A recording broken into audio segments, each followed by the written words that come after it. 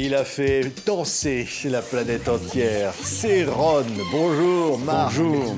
Merci de me recevoir. Quelle histoire. On entend déjà la musique, on a envie d'éteindre la lumière, là. La boule à facettes, ça démarre. C'est une philosophie, le disco. C'est quoi? C'est une envie une envie de vivre, de sortir un peu de tous les soucis que la planète peut avoir. Et depuis les 70s, c'est festif, c'est pour s'éclater, c'est pour s'envoyer en l'air. C'est pas trop texte, même si Supernature était un peu plus dirigé. Mais c'est pour faire la fête, oui. C'est ça, et la fête, elle continue. Regardez-moi ça. Comme son nom l'indique, musique de disco, ça veut dire quoi? Musique de discothèque. Donc c'est fait pour être... Quand on va dans la discothèque, en principe, les gens vont boire un verre, danser. C'est pas pour penser aux problèmes du lendemain de la journée. Donc c'est clair. Alors regardez, là, je vous montre ça parce que ça, c'est voilà, double vinyle avec un CD qui arrive. Et c'est Ceron by Ceron. On entend, écoutez ça, c'est Love in C minor. Tout a commencé par là. Écoutez, remixé.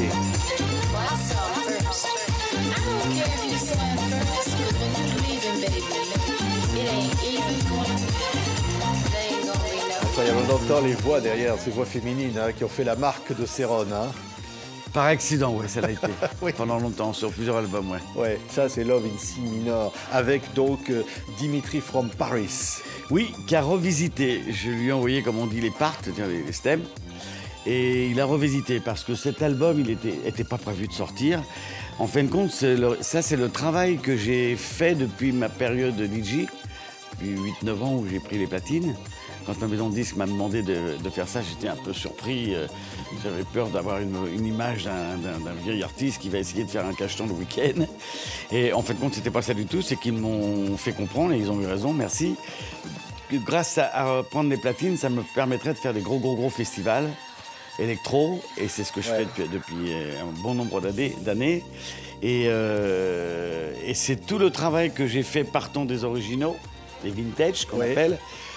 En DJ, comment je les rends, comment je les modifie sur scène avec tous les appareils, l'Ableton que j'ai. Vous prenez le disque, par exemple, regardez comme il est beau, tout bleu. Ça, c'est l'album, là. Vous mettez ça sur la platine et ça y est. Et juste pour vous terminer la question en réponse, et en fin de compte, c'est une fois de plus ma maison de disque m'a dit on va sortir un set d'1 heure, histoire d'accompagner le public chez eux, exactement ce que je fais sur scène. Donc je suis très content parce que l'album marche très bien dans le monde entier. Et ça correspond exactement à la musique que je fais aujourd'hui, que je produis aujourd'hui, avec des chansons qui m'ont traversé mes 50 ans de carrière. Voilà, je vous ai tout dit. Voilà, merci. Voilà, c'était Ceron, merci. Non, il reste encore un peu parce que là, écoutez celle-là. Alors celle-là, l'a fait danser. Alors là, ce que vous venez d'entendre juste avant, voilà, je vous remonte la pochette parce qu'elle était quand même impliquée des vers, cette pochette. Par quoi tout a commencé, avant ce succès planétaire de Supernature qu'on entend là. Donc remixé. C'est plus que remixé, c'est reproduit, c'est repensé. C'est comme si on prend une chanson aujourd'hui et puis on la produit. Donc on est reparti. J'ai gardé les acapellas en fait. J'ai tout reproduit derrière, en modifiant des choses, en réarrangeant les choses. Et une fois que ça a été fait, j'ai enlevé les voix acapella les originaux. Et j'ai fait chanter par un chanteur qui s'appelle Brendan Reilly, qui est un mec assez génial. Et je lui ai fait chanter tout l'album pour rester bien compact. Comme on faisait dans les années 70s, on avait un chanteur qui chantait tout l'album. Aujourd'hui, c'est des albums magnifiques, produits par des très grands producteurs, DJ et autres. Et ils utilisent toutes les meilleures voix de la planète. Mais à la fin, c'est des titres avec des titres comme en radio, quoi. C'est un podcast, presque. Moi, j'ai voulu me détacher de ça et de revenir avec un peu la senteur 70s, d'avoir un vrai son. Bien compact. Si les gens veulent faire le voyage avec moi d'1 heure, voilà, on est tous les mêmes et on partage ensemble. Regardez, je vous montre la pochette. Donc, ça, c'est donc on voit évidemment, je ne sais pas si vous les voyez ici avec les têtes de cochon là, qui rappellent ceux de l'album d'origine de Supernature. Écoutez, ça donne envie de danser. Écoutez quelques instants.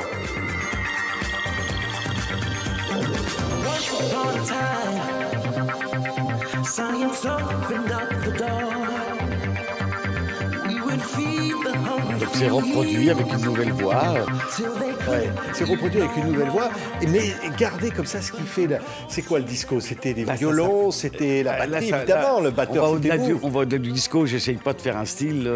Je fais ma musique depuis 50 ans. Et elle a traversé les décennies et les générations, mais je ne fais pas un style approprié, c'est du Céron. Donc là, vous êtes en train de me dire, ça, vous avez tout refait et pourtant ça sonne toujours... Bah oui, c'est moi. C'est vous. Non, mais ça serait malheureux. Céron by Céron, c'est vous qui refaites du Céron, alors. Oui, parce qu'on avait sorti il y a un peu plus de 20 ans comme un best-of. Ça s'était appelé Céron by Bob Sinclair. C'est-à-dire c'était un DJ qui s'appelle Bob Sinclair, avec qui j'avais demandé de faire chez lui, devant son ordi, pendant 1 heure, faire des enchaînements comme s'il était dans un club et qu'il enchaînait que du Céron. Et ça a été un carton, quoi. C'est ça d'ailleurs qui a permis que je revienne en France et que je refasse ce genre de musique, parce que j'étais parti dans les productions de grands événements à travers le monde que j'ai adoré faire, mais c'est autre chose. Ouais. Il m'a aidé un peu à remettre les choses sur les rails et après la multitude de samples qui, en fait, compte, m'a associé à plein d'autres succès et hits d'autres chanteurs, parce que quand on sample, on prend un bout et on fait copier-coller. Il y en a un paquet qui ont pris des bouts. Oh là là. Ou qui vous avez directement inspiré, comme Daft Punk. Beaucoup. Donc, grâce à eux, c'est aussi pour ça que je suis là aujourd'hui. C'est eux qui m'ont porté un peu. Hein. Ouais. Ils ont dit, Céron, on vous doit tout, quoi. Ils m'ont, pendant des décades, que ce soit les années 90, 2000, les 2010, j'ai entendu les DJ de partout me dire Céron, c'est toi qui as ouvert la porte. Aujourd'hui, on est reconnus comme des artistes. Avant, on n'était pas reconnus. Aujourd'hui, je leur renvoie l'ascenseur. C'est grâce à eux que c'est eux qui me portent. C'est ça, parce qu'on l'aurait pu dire, et vous l'avez dit, que c'est une musique de boîte. On va entendre Je suis musique. C'est une musique de boîte, et c'était fait pour la boîte. Et en même temps... Musique de discothèque. Oui, musique de discothèque. Et en même temps, aujourd'hui, on se dit, bon sang, mais il y avait tout, c'est musique électronique, c'était précurseur, complètement. Ça, je vous réponds. Oui. C'est une question. Oui, c'est une question. Parce que c'est comment de se dire, enfin, aujourd'hui, on dit, mais c'était bien plus que ça. C'est un beau cadeau, en tout cas, venant de la France, en plus, que j'ai eu de très belles récompenses à travers le monde. J'en ai eu en France, de belles distinctions, mais c'est assez sympa, à mon âge, d'avoir cette reconnaissance un peu au-delà simplement d'un vendeur de beaucoup de disques. Ouais. Donc j'apprécie beaucoup. Et vous donnez beaucoup d'amour. Give me love. Vous avez dit un jour, moi, mon métier, c'est de donner du bonheur. Ben oui. Oui, c'est tout. Oui. Ben oui, et je l'ai aujourd'hui, je vous répète, à mon âge. Samedi dernier, j'étais à Genève, à jouer à Genève. La semaine prochaine, je vais à Dubaï. Je vais partout. Ils ont toujours la banane. Ils ont 18, 35 ans. Pendant mes 50 ans, ils ont toujours eu 18, 35, 40. J'ai toujours été le plus vieux de la salle. Et c'est un beau cadeau, oui. Cette continuité est assez... Et puis je suis le premier étonnant. Puis là, c'est les gamins, les enfants des enfants qui dansent là-dessus. Oui, je suis le premier étonné, pardon. Quand on me pose la question, comment vous avez fait pour faire 50 ans de carrière? J'en sais rien. En fin de compte, je ne me suis pas posé de questions. Je me suis éclaté, parce que quand je vais sur scène, je m'éclate bien avec eux. C'est vraiment un vrai partage, quoi. Que ce soit dans des festivals, dans des clubs ou dans des zéniths, c'est de toute façon, il y a le feu, ça bouge dans tous les sens. Ouais, là, donc, on entend Give Me Love, donc écoutez là, quelques instants. Oh, je le connais bien, hein.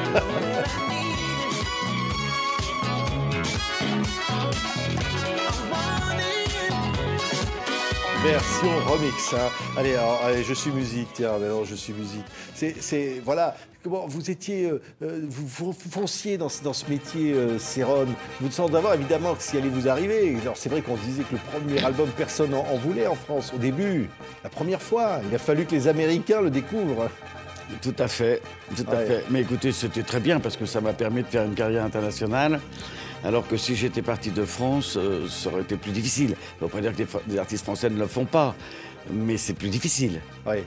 Non mais c'est vrai qu'il y a un mec qui s'est gouré, qui a envoyé au lieu d'envoyer des disques, oui, ça, pas de Marvin Gaye ou je sais plus. Ça c'est une petite anecdote. Mais non mais il a envoyé les disques de Céron par erreur aux États-Unis, puis d'un coup on vous appelle, on vous dit mais il y a ta musique qui passe sans arrêt là-bas. Ça c'est une anecdote que je pense que beaucoup de public connaissent. Mais des anecdotes, vous savez, quand on a, une fois de plus je me répète, quand on a 50 ans de carrière, si je commence à vous raconter mes anecdotes, on est là demain. On va bien, hein. Non mais on va passer la nuit là, c'est parti là, c'est comme ça que ça se passe. De toute façon après l'émission, vous avez sorti la boule, vous m'avez dit. On n'a pas faire ça. Non, mais c'est vrai. Non, mais là, on entendait donc Je suis musique. On va écouter Striptease. Ça vient d'où c'est Striptease, c'est une musique de film que j'ai fait pour un copain qui nous a quittés, qui s'appelait Gérard de Villiers. qui avait un producteur, Francis Cohn, qui nous a aussi quitté, qui était le producteur de Bardot, de gros films de l'époque, et qui m'avait demandé, oh, tu devrais bien un jour venir faire ma musique de film, et je lui ai dit oui. Et puis ce jour est arrivé, il fallait bien le faire. Donc j'ai été très très vite. J'ai dû faire les musiques et les albums entiers en 2-3 jours. Voilà, j'ai des pochettes d'époque, regardez. J'y croyais pas du tout. C'est quand même assez... J'avais même demandé aux Américains, je les avais interdit de le sortir. Parce que les brigades mondaines, ça s'appelle. Interdit au moins de 18 ans sur le disque. Et les trois ont été gold, les trois ont très très bien marché aussi. Et j'ai fait ça très très vite. Et c'est marrant parce que ce son-là, cette sonorité que j'avais spécialement fait pour Brigade Mondaine, parce qu'il fallait aller vite, donc il fallait des choses très réglées, ça me suit aujourd'hui. C'est-à-dire que j'ai pris beaucoup de références de ces sonorités dans mon dernier album. Et Congas. Congas, c'est mes origines, c'est mon ADN. C'est Barclay qui dit tiens. C'est Barclay qui me trouve qui me trouve en train de faire la manche et faire des solos de batterie sur le port de Saint-Tropez et qui m'a fait bien voilà toi. Et il m'a signé et 2-3 mois après on a sorti donc c'était avec le groupe Congas, on a sorti notre premier single que j'ai vu d'ailleurs que vous avez là. Je sais pas, c'est peut-être bien celui-là là. Non, ça c'était l'album, mais avant il y a eu le single, celui-là. Voilà, regardez, j'ai tout. Et ça a été un succès immédiat. Et donc c'était en novembre 72 qu'on s'est sorti. C'est pour ça qu'on dit aujourd'hui 50 ans de carrière. Parce que je ne peux pas oublier cette grosse période de Congas où j'ai tout appris. C'est là où j'ai appris le métier, c'est là où j'ai appris à composer, c'est là où j'ai appris à produire, c'est là où j'ai appris surtout à oser. Parce que c'est ça qu'il faut dans ce métier. Et il fallait oser faire un groupe français, afro-rock, assez méchant. On avait l'habitude d'entendre ça, mais ça venait d'Angleterre ou des États-Unis, mais c'était pas français. Et on a été le premier groupe français à signer avec Buddha Records aux États-Unis. De là, mon côté international, sans le vouloir, sans avoir un programme de vie défini, c'est de là où c'est parti. Et on s'entendait très très bien pendant un long moment avant que je quitte le groupe. Mais après, on s'est retrouvés parce que deux des percussionnistes de Congas sont devenus mes musiciens en live et ils m'ont accompagné pendant, je sais plus, 30 ans. C'est difficile d'imaginer que ça peut se faire. Ça se fait et on est toujours très très amis. Quand on est amoureux de la musique, tout roule. Je ne sais pas si Barclay vous a dit « Call me tonight ». Appelle-moi ce soir, non? Non, il m'a dit « Viens déjeuner chez moi demain ». Viens déjeuner. Faut qu'on parle. Parce que c'est « Call me tonight », c'est un titre, encore sur le remix formidable de Seron by Seron, qui sort. Et qui dit, voilà, quand vous faites cette musique et qu'après vous entendez le public danser dessus, Seron, la première fois, vous vous êtes dit quoi? Bon sang, c'est magique, quoi. Rendre les gens comme ça, dire... Non, parce que j'ai appris, comme je vous disais juste avant, j'ai appris avec Congas, ce pied tous les temps, qu'on m'a beaucoup reproché en France, on appelle le bûcheron. On vous appelait le bûcheron? Ça, je l'ai appris avec Congas. Le bûcheron, c'est pourquoi? Parce qu'on disait... Parce que je tapais fort. La batterie était très violente, très en avant. Aujourd'hui, pour les jeunes, ça veut rien dire ce que je dis. Parce que toutes les rythmiques, dans tous les styles de musique confondus, c'est très en avant. Mais c'était pas comme ça à l'époque. C'était doux. Le batteur, il était derrière, au fond. Moi, j'ai mis le batteur au devant et les autres derrière. Donc, c'était bizarrement vu pour les médias, surtout. Et j'ai appris ce style de batterie avec Congas. Je jouais ça pendant qu'ils partaient en solo pour leur amener une assise. Donc évidemment, quand je dis tiens, je vais faire mon dernier album, parce que pour moi, la Vinci Minor, c'était une manière de clôturer, j'ai pas fait de concession, quoi. J'ai fait 16 minutes 30 de long, j'ai pris ce pied de batterie, puis après, on a habillé au fur et à mesure avec l'équipe avec qui j'ai travaillé.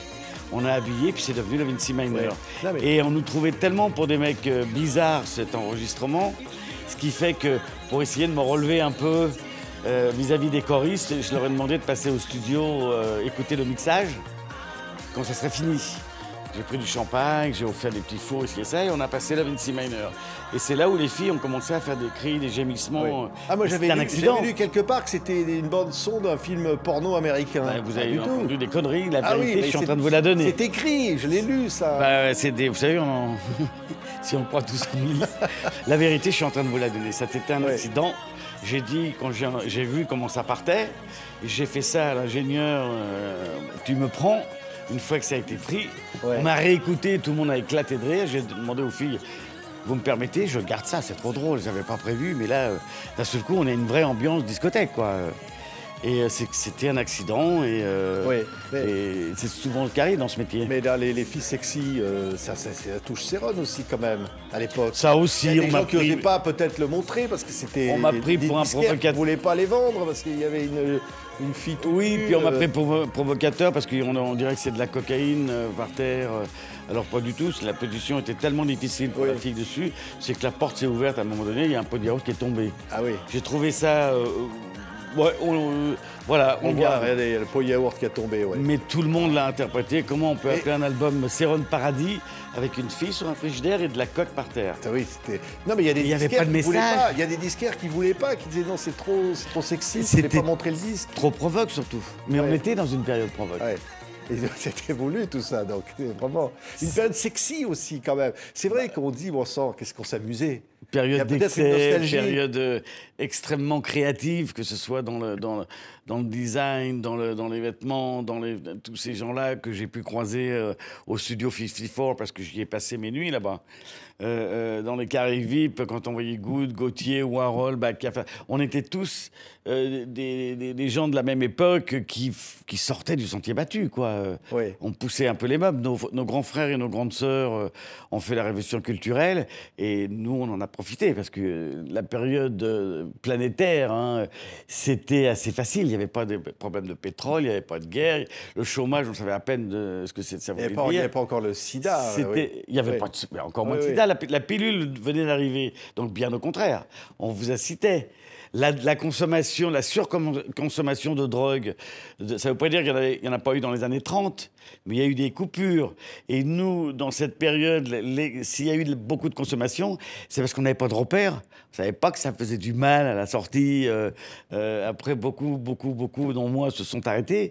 Mais au départ, on était sexe, drogue, fête, en excès, quoi, avec des endroits aussi fous qui se montaient comme le Studio 54. Il y a eu aussi en France le Palace, qui était beaucoup plus un endroit d'exhibition. Ouais. C'est la différence que j'ai pu faire, moi, avec le Studio 54 et le Palace. Palace, on s'amusait, les gens picolaient, ils s'envoyaient au l'air aussi, mais c'était assez exhibitionnisme. Oui. Alors vous allez me dire, quand on voit des photos du 54, c'est encore pire. Oui, mais au fond, c'était les gens qui se libéraient.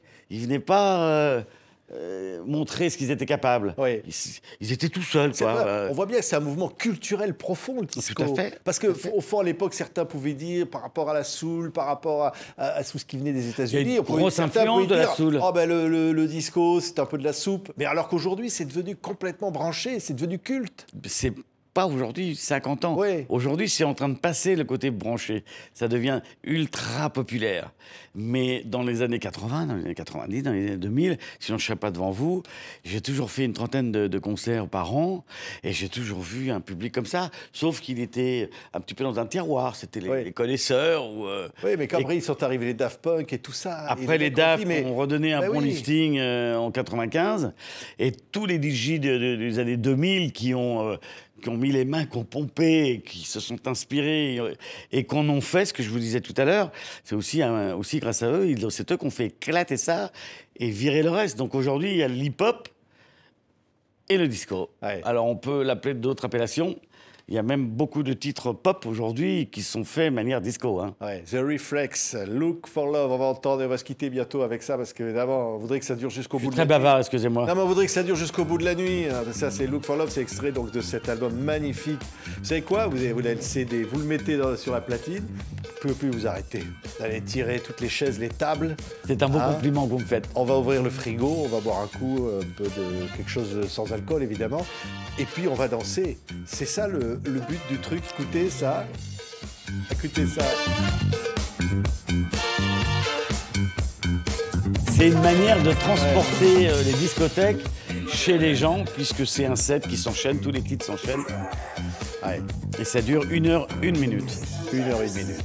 Vous allez mettre ça, vous pouvez plus vous arrêter. Céron by Céron. Merci beaucoup. Céron, c'est aujourd'hui notre invité. Qu'est-ce que ça fait du bien. Merci à vous tous.